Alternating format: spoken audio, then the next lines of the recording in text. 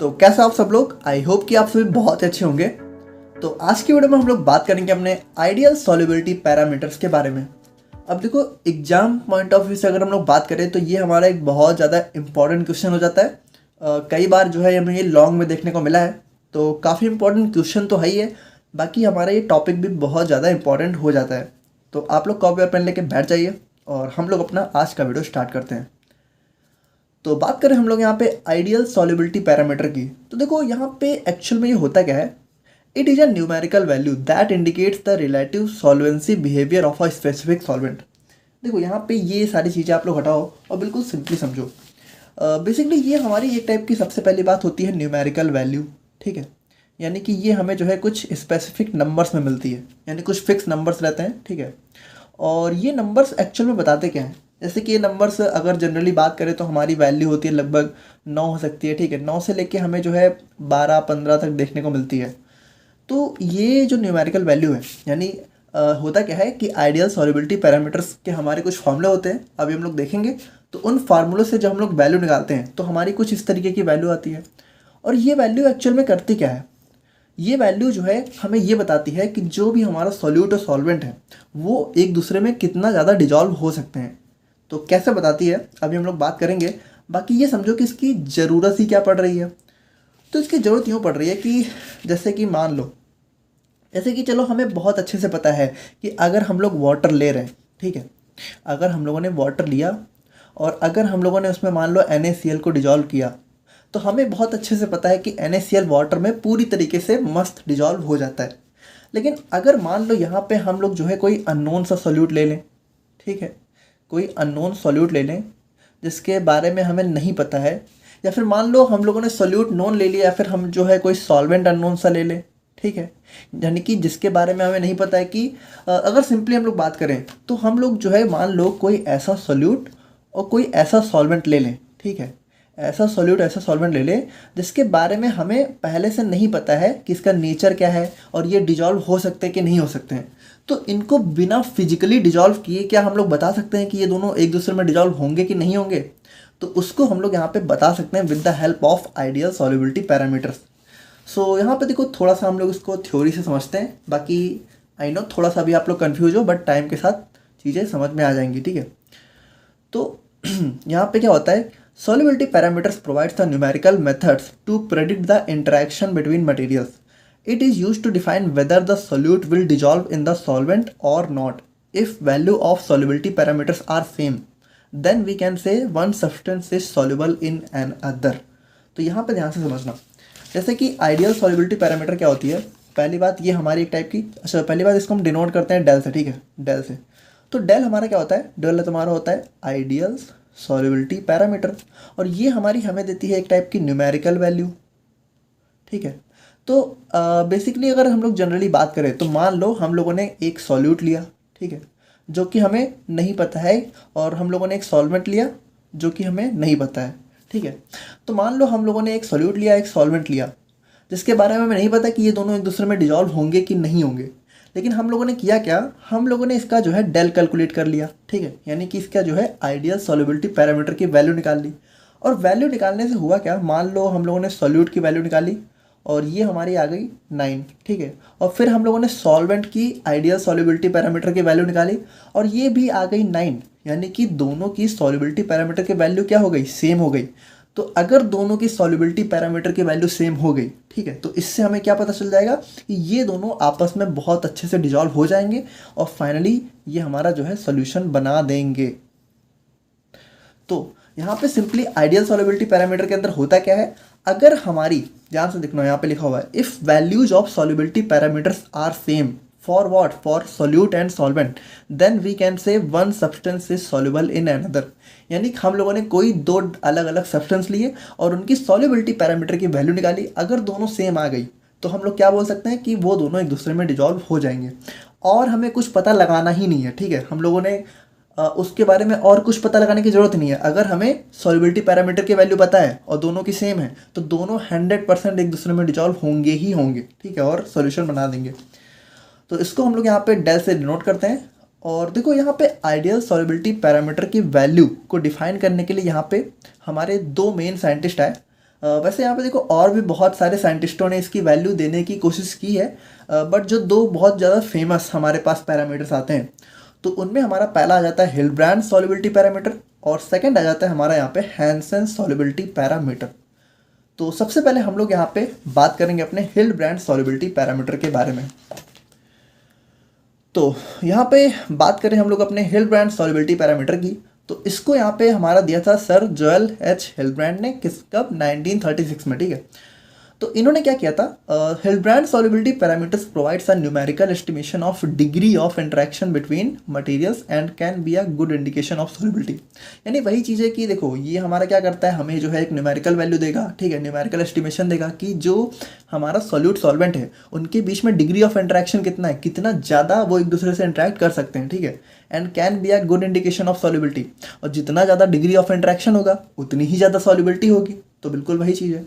It is derived by cohesive energy density of molecules. देखो ये सबसे ज़्यादा इंपॉर्टेंट चीज़ है, अभी हम लोग इसके बारे में बात कर रहे हैं, बाकी थोड़ा सा इसको फॉर्मूला देखते हैं। Joel H Hildebrand proposed the value of ideal solubility parameter as square root of cohesive energy density. देखो इन्होंने क्या बताया कि जो हमारा आइडियल सॉल्युबिलिटी पैरामीटर है इसकी वैल्यू हमारी क्या होती है, square root of cohesive energy density. यानी इन्होंने क्या बोला कि सिंपली इन्होंने बोला ये जो हमारा डेल है यानी आइडियल सॉल्युबिलिटी पैरामीटर है, तो इन्होंने सबसे पहली बात चूंकि इन्होंने दिया तो इनके नाम पे क्या पड़ गया, इनके नाम पे पड़ गया हिल्डब्रांड सॉल्युबिलिटी पैरामीटर।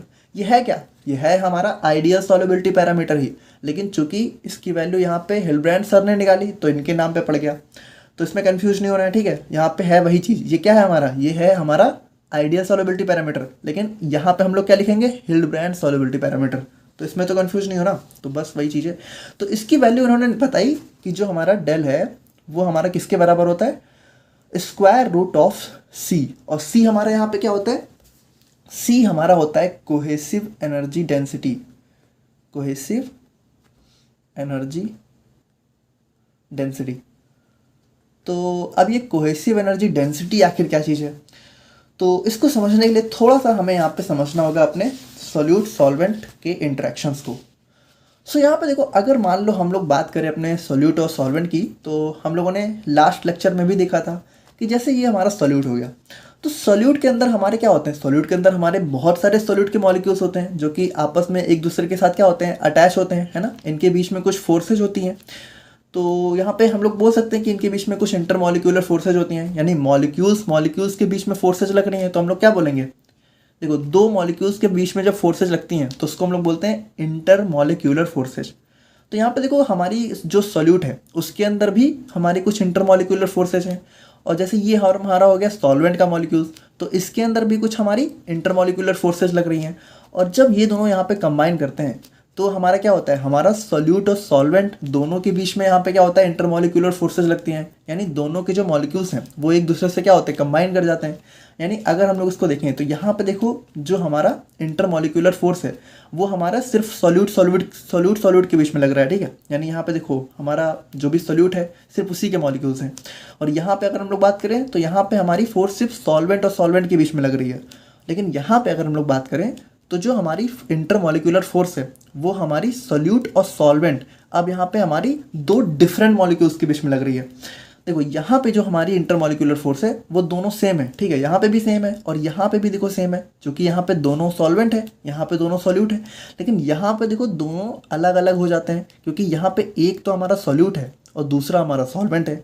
यानी अगर हम लोग सिंपली बात करें तो है तो ये सारी की सारी इंटरमॉलिक्यूलर फोर्सेज, क्योंकि देखो है तो दोनों मॉलिक्यूल्स ही, यहाँ पे भी मॉलिक्यूल है, यहाँ पे भी है, यहाँ पे भी है, लेकिन इन दोनों में क्या है, हमारे मॉलिक्यूल्स सेम है, जबकि यहाँ पे हमारे मॉलिक्यूल्स डिफरेंट हो जाते हैं। यहाँ पे एक हमारा सॉल्यूट का है, एक हमारा सॉल्वेंट का है। तो ये तीनों हमारी एक टाइप की क्या होती है, इंटरमॉलिक्यूलर फोर्सेज। लेकिन अगर हम लोग इसमें भी बात करें तो जब हमारी इंटरमॉलिक्यूलर फोर्सेज दो सेम टाइप के मॉलिक्यूल्स के बीच में लगती है तो हम लोग उसको बोलते हैं कोहेसिव फोर्स। क्या बोलते हैं, कोहेसिव फोर्स क्या होती है, simply cohesive force is the intermolecular force, ठीक है, बिटवीन टू सेम मॉलिक्यूल्स। समझ रहे हो, अब वो सेम मॉलिक्यूल्स हमारे सॉल्यूट के भी हो सकते हैं, सॉल्वेंट के भी हो सकते हैं, लेकिन डिफरेंट नहीं होने चाहिए। और वही इंटरमॉलिक्यूलर फोर्स अगर हमारी दो डिफरेंट मॉलिक्यूल्स के बीच में लग रही है तो उस फोर्स को हम लोग फिर बोलते हैं एडहेसिव फोर्स। यानी एडहेसिव और कोहेसिव फोर्स क्या होती है, सिंपली हमारी इंटर मॉलिक्यूलर फोर्सेज होती हैं। जब हमारी दो सेम मॉलिक्यूल्स के बीच में लगती है तो हम लोग बोलते हैं कोहेसिव फोर्स, जब हमारी दो डिफरेंट मॉलिक्यूल्स के बीच में लगती है तो हम लोग उसको बोल देते हैं एडहेसिव फोर्स।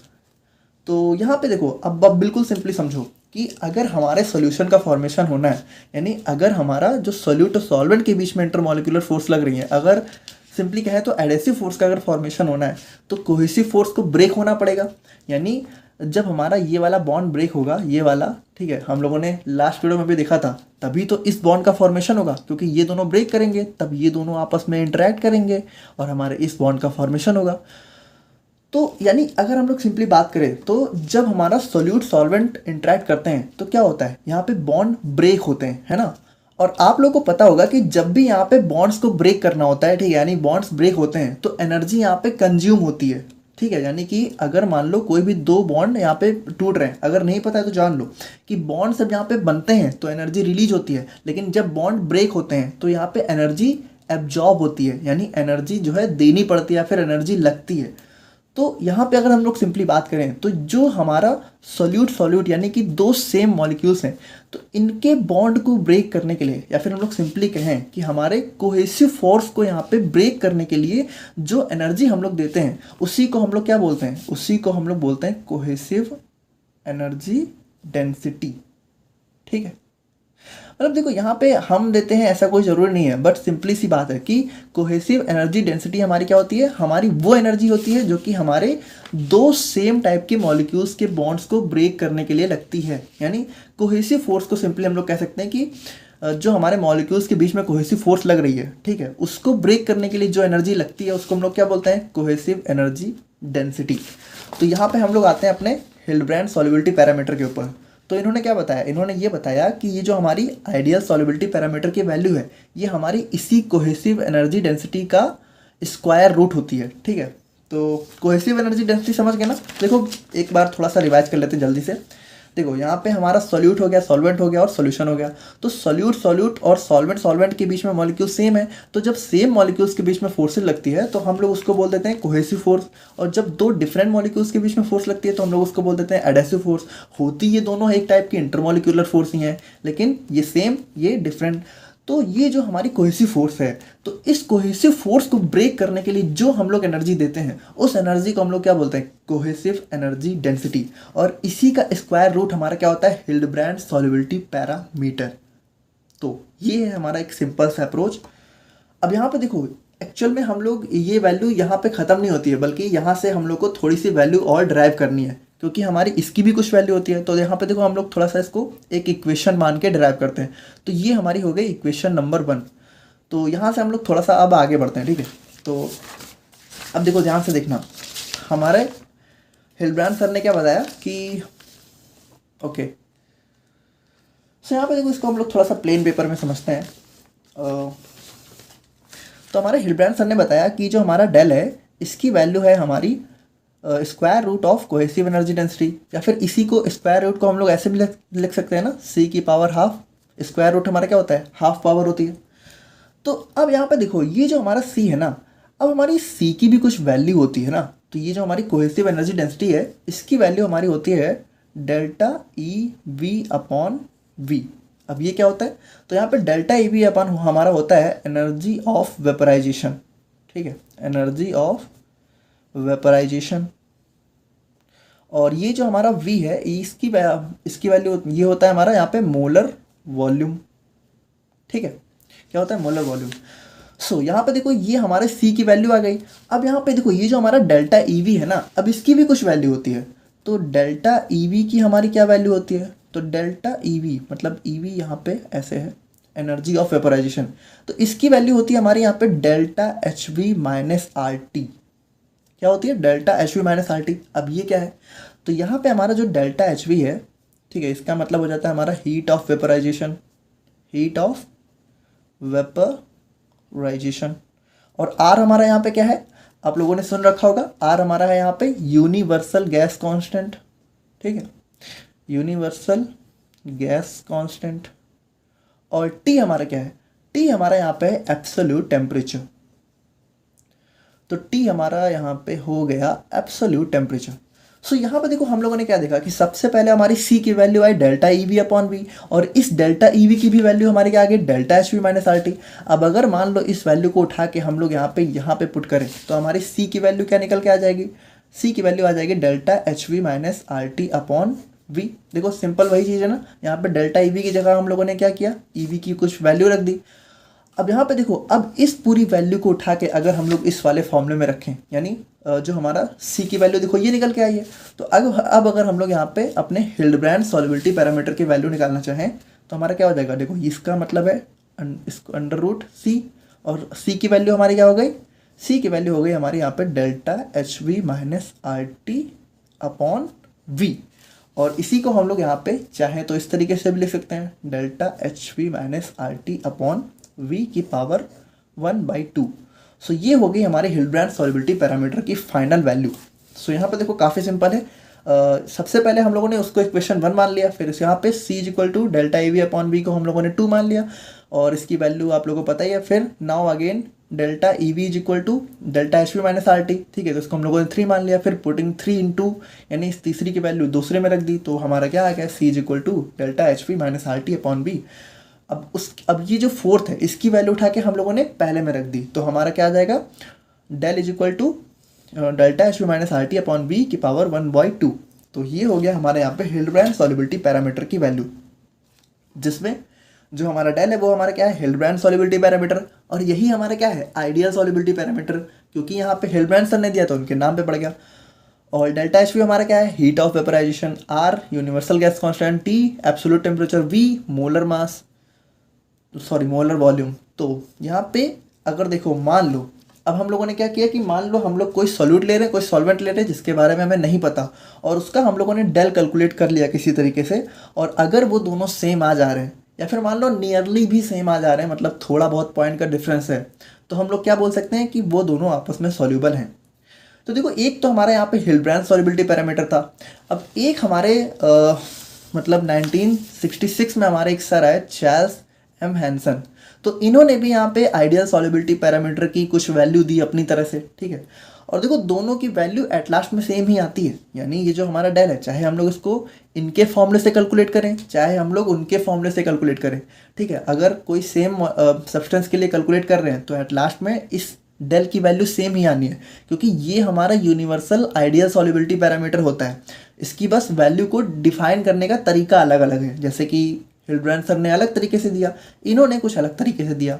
इन्होंने कैसे दिया, in 1966 Charles M Hansen developed a 3 parameter system to define the value of ideal solubility parameter. Hansen parameter divides the total Hildebrand value into 3 parts.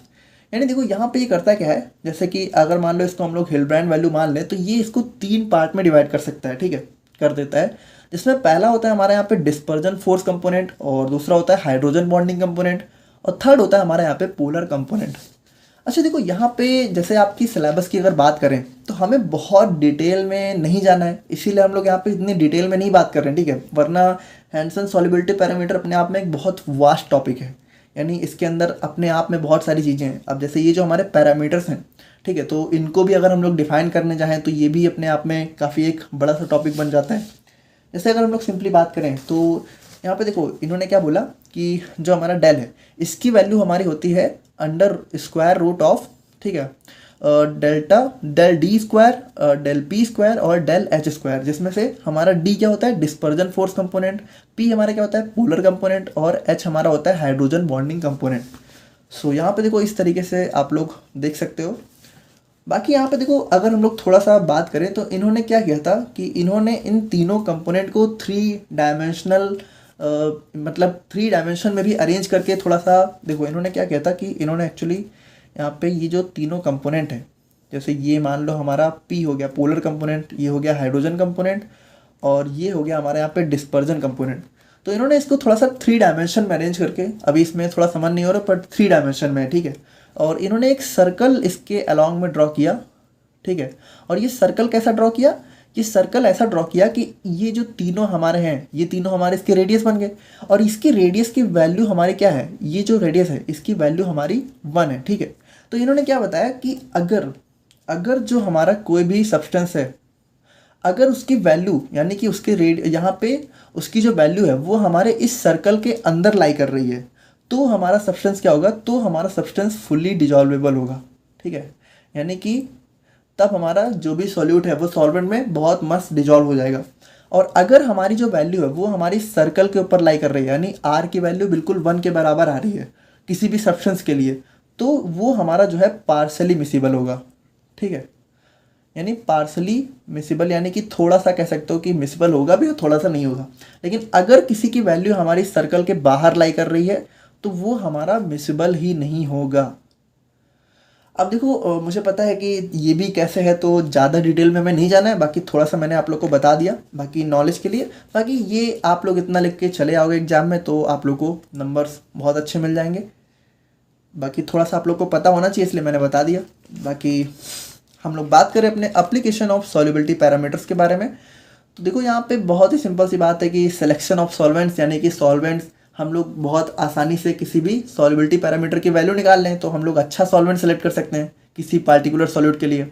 और उसके बाद प्रिपरेशन ऑफ पोलैरिटी स्केल्स, यानी देखो इससे क्या होता है कि हम लोग जो है डिफरेंट इसकी मतलब सॉल्वेंट्स की पोलैरिटी वैल्यू निकाल के एक स्केल टाइप से बना सकते हैं।